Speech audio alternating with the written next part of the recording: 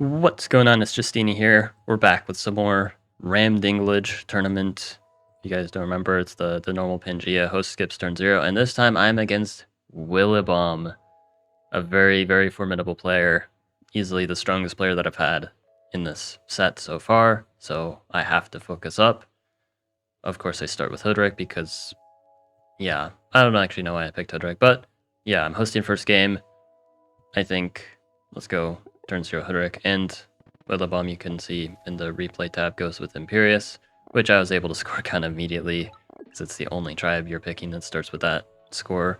And I get a nice village here, but my expansion is very, very slow. Forestry, chop for Matt though. If I can hold on to the city, then maybe I can make something happen. I expand forward, funnel my Explorer. Except I grabbed the Workshop first, which this is definitely a mistake.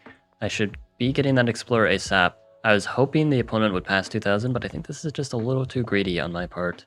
I go for the warrior though. Luckily never punished. We never get punished here. And now I meet Willibom. They're doing pretty well. Already taking a lot of the map on 2 ruins. Pretty scary stuff. I can't take this village also because Willibom's there, so I have to go back. And I'm losing this village. So I'm basically stuck on 3 cities, maybe 4 if there's something in the east.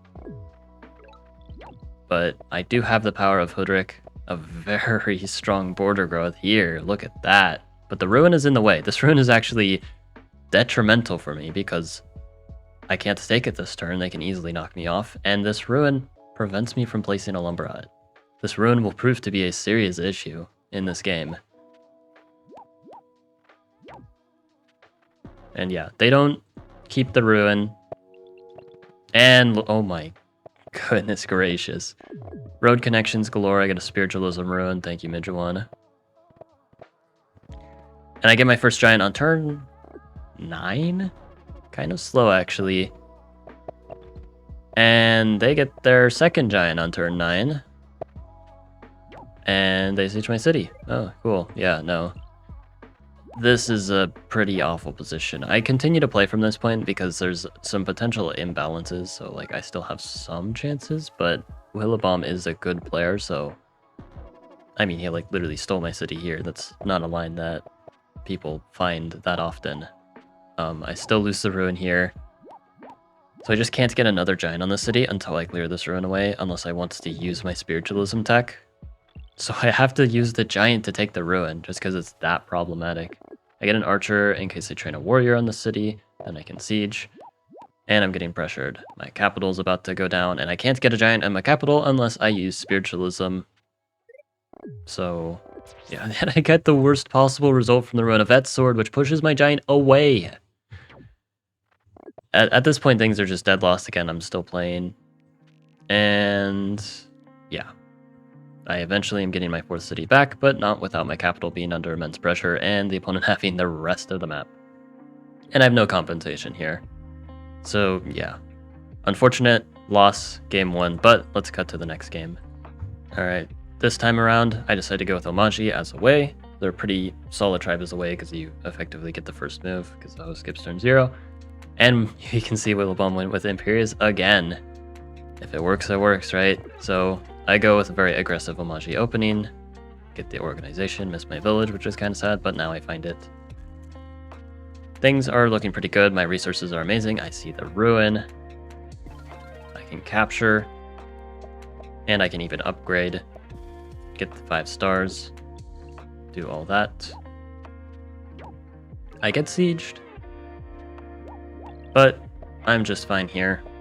Get a workshop. We're both just taking a ruin apiece. I get an Explorer ruin, which is not too bad, but it's not great either. And I grab an Explorer.